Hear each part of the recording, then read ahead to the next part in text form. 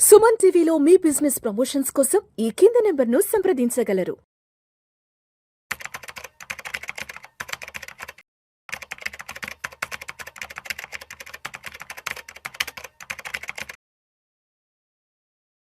నమస్తే సాయిరామ్ గారు. నమస్తే మేడం. సాయిరామ్ గారు, చాలామంది వింటూ ఉంటాం, మా కంపెనీ ఐపీఓకి వెళ్ళింది అని చెప్తా ఉంటారు. అసలు మామూలుగా ఈరోజు ఒకసారి ఏంటంటే ఐపీఓ అంటే ఏంటి, ప్లస్ ఒక కంపెనీ ఐపీఓకి వెళ్తుంది అని అంటే ఏం తెలుసుకోవాలి మనం? సో ఐపీఓ అంటే ఇనిషియల్ పబ్లిక్ ఆఫరింగ్ అండి. సో స్టాక్ మార్కెట్ ద్వారా కంపెనీ జనరల్ పబ్లిక్ నుంచి ఫండ్స్ని అక్యుములేట్ చేసే ప్రాసెస్ని ఐపీఓ అంటారు. నార్మల్గా కంపెనీకి ఫండింగ్ అనేది 2 టైప్స్ వస్తుంటుంది. ఒకటంటే డెట్, అంటే బయట మార్కెట్ నుంచి అప్పు తీసుకోవటం, లేదా క్యాపిటల్ని సెల్ చేసి మా ఫండ్స్ తీసుకోవడం. సో ఈ ఈక్విటీని సెల్ చేసి ఫండ్స్ తెచ్చుకోవడం అనేది కంపెనీకి మోస్ట్ కాస్ట్ ఎఫిషియెంట్ ప్రాసెస్. అదే డెట్ ద్వారా కనుక వీళ్ళు కనుక ఫండింగ్ తీసుకోవాలి అనుకోండి, they need to pay the interest and they need to pay the principal also back. ఒక కంపెనీ బయట మార్కెట్లోంచి ఒక 1000 crores తీసుకుంది అంటే డెట్ ద్వారా, ఆ 1000 crores-కి 10% ఇంట్రెస్ట్ ఉన్నా కానీ ఎవ్రీ ఇయర్ 100 crores పే చేయాలి కదా. అండ్ ప్రాఫిట్స్లో షేర్ లేకపోయినా కానీ ఈ డెట్ అనేది బర్డెన్గా ఉంటుంది లాంగ్ టర్మ్. అదే ఈక్విటీస్ అనుకోండి, ఈక్విటీని కనుక సెల్ చేస్తే కనుక ఈ ఎవరైతే కొంటారో వాళ్ళకి షేర్స్ ఇస్తారు. అండ్ వాళ్ళకి ఏంటంటే రీపేమెంట్ చేయాల్సిన ఆబ్లిగేషన్ అనేది ఉండదు. సో కంపెనీస్ ఈక్విటీస్ ద్వారా ఫండింగ్ తీసుకోవడానికి జనరల్గా ప్రయారిటీ ఇస్తాయి. ఎందుకంటే అది పెద్దగా వాళ్ళకి పెద్ద బర్డెన్ ఉండదు. ఓన్లీ థింగ్ ఏంటంటే వాళ్ళ ఓనర్షిప్ మాత్రం డైల్యూట్ అవుతుంది. ఇప్పుడు చూస్తే ఈ ఐపీఓ అంటే జనరల్గా జనరల్ పబ్లిక్ మార్కెట్ నుంచి మనం ఫండింగ్ తీసుకుంటే దాన్ని ఐపీఓ అంటాం. అలా కాకుండా ప్రైవేట్ మార్కెట్లో నుంచి కూడా తీసుకోవచ్చు. సో పబ్లిక్ మార్కెట్ నుంచి ఫస్ట్ టైం తీసుకుంటే ఇనిషియల్ పబ్లిక్ ఆఫర్ అవుతుంది. అంటే అప్పటి వరకు ప్రైవేట్గా ఉన్న ఆ కంపెనీ షేర్స్ పబ్లిక్గా స్టాక్ మార్కెట్లో ట్రేడ్ అవ్వడానికి వస్తున్నాయి. మనం చూస్తే కనుక ఇప్పుడు ఈ రీసెంట్గా ఎస్బీఐ ఏఎంసీ అనేది ఐపీఓకి వచ్చింది. అంటే అంతవరకు ఎస్బీఐ ఏఎంసీ షేర్స్ అనేవి పబ్లిక్లో లేవు. ఇప్పుడు అది పబ్లిక్ మార్కెట్లో నుంచి నిధులు సమకూర్చుకోవడానికి స్టాక్ మార్కెట్ ద్వారా లిస్ట్ అవుతూ ఐపీఓకి వచ్చాయి. ఇప్పుడు ఐపీఓలో మనం చూడాల్సింది ఏంటంటే ప్రతి కంపెనీ లాస్ట్ కోవిడ్ తర్వాత నుంచి చూస్తే కనుక every year dozens of companies ఐపీఓకి వస్తున్నాయి. బట్ అన్ని కంపెనీస్ ప్రాఫిట్ జనరేట్ చేయలేదండి. 2021 లాస్ట్లో పేటీఎం ఐపీఓకి వచ్చింది అరౌండ్ 2200 ప్రైస్కి. ఇప్పుడు చూస్తే 1395 ఉంది. సో 4 years తర్వాత ఆల్మోస్ట్ మనం చూస్తే కనుక ఐపీఓ ప్రైస్లో ఆల్మోస్ట్ ఒక 60% మాత్రమే. సో మనం ఎల్ఐసి కూడా చూడండి, ఎల్ఐసి ఆ రోజు ఆల్మోస్ట్ 940 రూపీస్ చేంజ్తో వచ్చింది 2022లో. ఇప్పుడు చూస్తే ఈ 4 years పీరియడ్లో that has grown only 6% annually. LIC ఏమైనా మంచి కంపెనీ కాదా?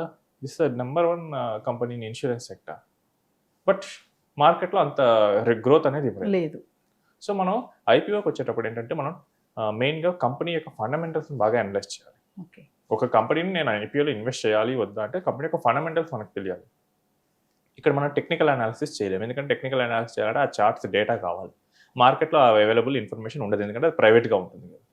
ఇప్పుడు ఆ కంపెనీ యొక్క ఫండమెంటల్స్ మనం ఎలా చూడాలంటే అసలు ముందు ఆ కంపెనీ ఏం బిజినెస్ చేస్తుంది. ఇప్పుడు ఉదాహరణకి మనకి మార్కెట్లో ఎన్ఎస్సి అనేది ఐపీఓకి వస్తుంది. సో ఈ ఉదాహరణ తీసుకొని ఎన్ఎస్సి అనేది ఏంటి? National stock exchange. ఇది స్టాక్ ఎక్స్చేంజ్ బిజినెస్లో ఉంది. సో ఈ బిజినెస్లో మనకి రెవెన్యూస్ ఎలా వస్తాయి? మెయిన్గా చూస్తే కనుక స్టాక్ ఎక్స్చేంజ్ అంటే ఏం చేస్తుందంటే ఇక్కడ మనం షేర్స్ బై చేయొచ్చు, సెల్ చేయొచ్చు. సో ఇది ఒక మార్కెట్ ప్లేస్ అంటే షేర్స్కి ప్రతి షేర్ బై అండ్ సెల్ మీద స్టాక్ ఎక్స్చేంజ్ కొంత ఫీ అనేది వెళ్తూ ఉంటుంది. అండ్ నెక్స్ట్ ఏంటంటే స్టాక్ బ్రోకర్స్ కూడా అక్కడ స్టాక్ ఎక్స్చేంజ్లో రిజిస్టర్ అయి ఉంటారు. సో వీళ్ళు కూడా రిజిస్ట్రేషన్ ఫీజులు వీళ్ళు పే చేస్తారు. అండ్ కంపెనీస్ ఏవైతే లిస్ట్ అవుతాయో వాళ్ళు కూడా మెయిన్గా లిక్విడిటీ ఉన్న స్టాక్ ఎక్స్చేంజెస్లో లిస్ట్ అవుతారు. సో ఈ కంపెనీస్ కూడా లిస్టింగ్ ఫీజు అనేది పే చేస్తూ ఉంటాయి. సో ఎన్ఎస్సికి ఈ కంపెనీస్ ద్వారా షేర్స్ బయింగ్ అండ్ సెల్లింగ్ ద్వారా మెయిన్గా రెవెన్యూ వస్తుంటుంది. నెక్స్ట్ చూసుకుంటే ఎన్ఎస్సి ఇండెక్సెస్ కూడా క్రియేట్ చేస్తుంది. మనం చూస్తుంటే నిఫ్టీ 50, నిఫ్టీ 500 ఇలాంటివన్నీ ఎన్ఎస్సి యొక్క ఇండెక్సెస్. సో ఇండెక్సెస్ని ఎవరైతే కమర్షియల్ పర్పస్ యూజ్ చేసుకోవాలనుకుంటున్నారో వాళ్ళు కూడా ఎన్ఎస్సికి పే చేయొచ్చు. అండ్ నెక్స్ట్ చూసుకుంటే మ్యూచువల్ ఫండ్ ఆర్డర్స్. సో ఎవరైతే మ్యూచువల్ ఫండ్లో ఇన్వెస్ట్ చేయాలనుకుంటున్నారో వాళ్ళు కూడా స్టాక్ ఎక్స్చేంజ్ ఇన్ఫ్రాస్ట్రక్చర్ ద్వారా మ్యూచువల్ ఫండ్లో ఇన్వెస్ట్ చేయొచ్చు. ఇలా ప్రతి ఆర్డర్కి మ్యూచువల్ ఫండ్ కంపెనీస్ స్టాక్ ఎక్స్చేంజ్కి పే చేస్తాయి. దాని ద్వారా జరిగే ప్రతి ఆర్డర్కి అది ఫీజు తీసుకుంటుంది. సో ఈ ఫీజెస్ అనేవి ఎన్ఎస్సికి మెయిన్ రెవెన్యూ సోర్సెస్. ఇప్పుడు మెయిన్గా ఫైనాన్షియల్ మార్కెట్ అనేది డెవలప్ అయ్యే కొద్దీ స్టాక్ ఎక్స్చేంజెస్లో ఎక్కువ రెవెన్యూ ట్రేడ్ అవుతూ ఉంటుంది. మనం చూస్తే కనుక ఎర్లీ 2000స్లో మార్కెట్ ఎంత ఉంది, ఇప్పుడు చూసుకుంటే మార్కెట్ ఎంత ఉంది. సో ఎకానమీ గ్రో అయిపోయే కొద్దీ స్టాక్ మార్కెట్కి ఆపర్చునిటీస్ బాగా పెరుగుతాయి. సో ఆ పాయింట్ ఆఫ్ వ్యూలో చూసుకుంటే ఇంకా ఫ్యూచర్లో మనకి ఇంకా మోర్ అవేర్నెస్ వచ్చి మోర్ అండ్ మోర్ పీపుల్ అనేది stock market related instruments invest చేస్తారు. సో మనకి ఎన్ఎస్సి అనేది స్టాక్ మార్కెట్ బిజినెస్లో ఉంది కాబట్టి ఆటోమేటిక్గా ఇండస్ట్రీ పెరుగుతుంటే దానికి కూడా షేర్ వస్తుంది. ఇది ఒక పాజిటివ్ పాయింట్. నెక్స్ట్ చూసుకుంటే దీనికి కాంపిటీటర్స్ ఎవరు? మార్కెట్ బాగానే ఉంది, బట్ కాంపిటీటర్స్ కూడా ఎక్కువ ఉంటే ప్రాబ్లం అవుతుంది. ఎన్ఎస్సికి మెయిన్ కాంపిటీటర్ ఏంటంటే BSE, Bombay stock exchange. So ఈ Bombay stock exchange, national stock exchange, ఈ రెండే ఈ స్టాక్ ఎక్స్చేంజ్ వాటిలో ప్రొడామినెంట్లీ ఉన్నాయి. అంతకుముందు చూస్తే కనుక మనకి Calcutta stock exchange, Hyderabad stock exchange, Ahmedabad stock exchange, Mysore, ఇలా చాలా సిటీస్లో ఉన్నాయి. బట్ అవన్నీ ఈ ఎన్ఎస్సి బిఎస్సి దెబ్బకి క్లోజ్ అయిపోయాయి. సో ఇప్పుడు ప్రొడామినెంట్లీగా ఈ ఈక్విటీస్ మార్కెట్లో ఎన్ఎస్సి బిఎస్సి ఉన్నాయి. సో మార్కెట్ గ్రో అయ్యే కొద్దీ ఈ రెండే షేర్ తీసుకుంటాయి, డ్యూయోపోలీ ఉన్నాయి. సో ఇది ఒక పాజిటివ్ పాయింట్. నెక్స్ట్ ఏంటంటే ఓకే ఇద్దరే ఉన్నారు, రేపు ఫ్యూచర్లో ఎవరైనా రావచ్చా, న్యూ ఎంట్రీస్, అది కూడా చూసుకోవాలి. ఈజీగా ఉంటే ఎవరో ఒకరు వచ్చి కాంపిటీటర్ అవుతుంది. సో న్యూ ఎంట్రీకి ఏంటంటే ఇది చాలా ఇన్వెస్ట్మెంట్ హెవీ బిజినెస్. అండ్ ఇక్కడ ఒక స్టాక్ ఎక్స్చేంజ్ పెట్టాలంటే hundreds of crores of money deploy చేయాలి. అంటే నేషనల్ వైడ్గా టెర్మినల్స్ ఏర్పాటు చేసుకోవాలి. సో అదంత ఈజీ కాదు. అండ్ దీనికి మళ్ళీ సెబీ పర్మిషన్ ఇవ్వాలి. ఇప్పుడు రిలయన్స్ ఉంది, నా దగ్గర 1000 crores ఉన్నాయి, 2000 crores ఉన్నాయి, నేను స్టాక్ ఎక్స్చేంజ్లోకి ఎంటర్ అవుతా అంటే అది కుదరదు. మనకి సెబీ పర్మిషన్ ఇవ్వాలి. ఎందుకంటే రిలయన్స్ స్టాక్ ఎక్స్చేంజ్ తనకు షేర్స్కి అనుకూలంగా పెంచుకుంటే సో సెబీ అనేది మనకి పర్మిషన్ ఇవ్వాలి. సో ఇంకోటి ఏంటంటే ఈ న్యూ వాళ్ళు అంత తొందరగా రాలేరు ఈ కఠినమైన కండిషన్ వల్ల. This is also positive point. Negatives చూస్తే కనుక this is highly regulated business. So stock ఎక్స్చేంజ్లో ఏంటంటే మెయిన్గా ఎఫ్ఎన్ఓ ట్రేడ్స్, ఈక్విటీ ట్రేడ్స్ ఇవన్నీ జరుగుతూ ఉంటాయి.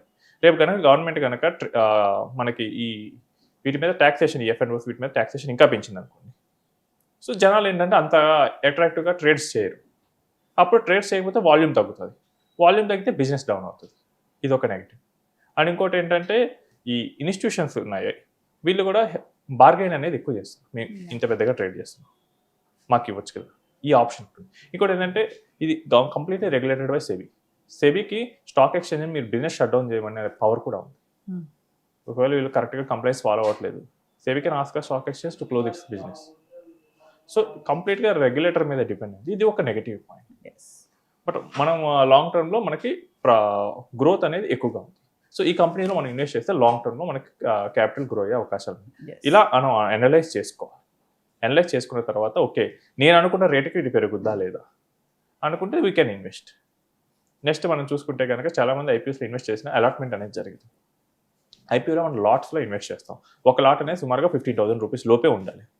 సో ఇప్పుడు నా దగ్గర డబ్బులు ఉన్నాయి కదా అని చెప్పి నేను 10 లాట్స్ నా ఒక అకౌంట్లో ఇన్వెస్ట్ చేస్తే మీరు ఎన్ని లాట్స్ ఇన్వెస్ట్ చేసినా కానీ if it is over subscribe అంటే బయట 100 అవైలబుల్ ఉన్నాయి, 1000 మెంబర్స్ బిడ్ వేస్తే కనుక 100 మెంబర్స్కి ఇవ్వాలి కదా. సో వాళ్ళు ఏంటంటే పర్ ప్యాన్ యూనిక్గా తీసుకొని లాటరీ తీస్తారు. సో మీరు మీ అకౌంట్లోనే 10 బిడ్లు వేసినా అది ఒక ప్యాన్ కింద కన్సిడర్.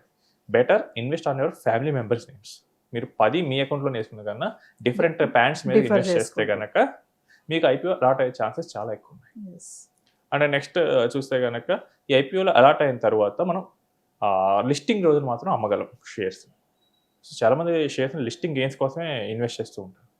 నేను చాలా చూశాను 2021 నుంచి ఈ టైంకి 30-40% ఈజీగా లిస్టింగ్ గెయిన్స్ వచ్చింది చాలా కంపెనీస్ ఉన్నాయి. అండ్ నెక్స్ట్ ఎలా అప్లై చేయాలి? 2 విధాలుగా అప్లై చేయొచ్చు. ఒకటి ఏంటంటే యాస్బమ్ మోడ్లో, అంటే ఇది మనం ఇంటర్నెట్ బ్యాంక్లోకి వెళ్ళి మన డిమాట్ ఐడి చేసి ఏ ఐపీఓకి అయితే అప్లై చేస్తున్నామో ఐపీఓ క్లిక్ చేసుకొని మన ఫండ్స్ అనేది బ్లాక్ చేసుకోవచ్చు. లేదు త్రూ స్టాక్ బ్రోకర్ యాప్ ద్వారా యూపీఐ బ్లాక్తో కూడా చేసుకోవచ్చు. సో మనం ఏదైతే స్టాక్ బ్రోకర్ ఉంటున్నారో జెరోదా కానీ, అప్ స్టాక్స్ కానీ, ఏంజల్ కానీ, గ్రో కానీ వీళ్ళ అప్లికేషన్కి వెళ్ళేసి ఐపీఓ మీద క్లిక్ చేస్తే వాళ్ళు యూపీఐ మన ఫోన్పే కానీ గూగుల్ పే కానీ రౌట్ చేస్తారు. అక్కడ మనం యూపీఐ పిన్ ఎంటర్ చేస్తే మన అకౌంట్లో ఉన్న అమౌంట్ అనేది కొంచెం లీన్ అండ్ మార్కింగ్ అనేది జరుగుతుంది, అంటే బ్లాక్ అవుతుంది. ఐపీఓ కనుక మనకు అలాట్ అయితే కనుక మన మనీ కట్ అవుతాయి, అలాట్ అవ్వకపోతే కనుక మన మనీ మనకి రిటర్న్ వచ్చేస్తుంది. సో ఈ ఐపీఓస్లో ఇన్వెస్ట్ చేయాలనుకున్న వాళ్ళు మెయిన్గా ఏంటంటే కంపెనీ యొక్క ఫండమెంటల్స్ చదవాలి. ఫండమెంటల్స్ చదివితేనే అది మంచిదా కాదా అనేది తెలుస్తుంది. ఫండమెంటల్స్ చదవకోకుండా కనుక ఇన్వెస్ట్ చేస్తే కనుక ఇప్పుడు పేటీఎం లాగా అవుతుంది. రిస్క్ బేర్ చేయాలి. చాలా హెవీగా ఉంటుందండి. పేటీఎం ఇంకా చెప్పలేదు, మధ్యలో 350కి పడిపోయిందండి. 2200 ఎక్కడ, 350 ఎక్కడ. సో ఆల్మోస్ట్ 90-80% వెల్త్ అనేది డిస్ట్రాయ్ అయింది అక్కడ. సో మిస్ అయితే కనుక అలాంటి కంపెనీస్లో ఇరుక్కోవాల్సి వస్తుంది. క్లిక్ అయితే కనుక జొమాటో లాంటి కంపెనీస్లో అవుతుంది. Thank you.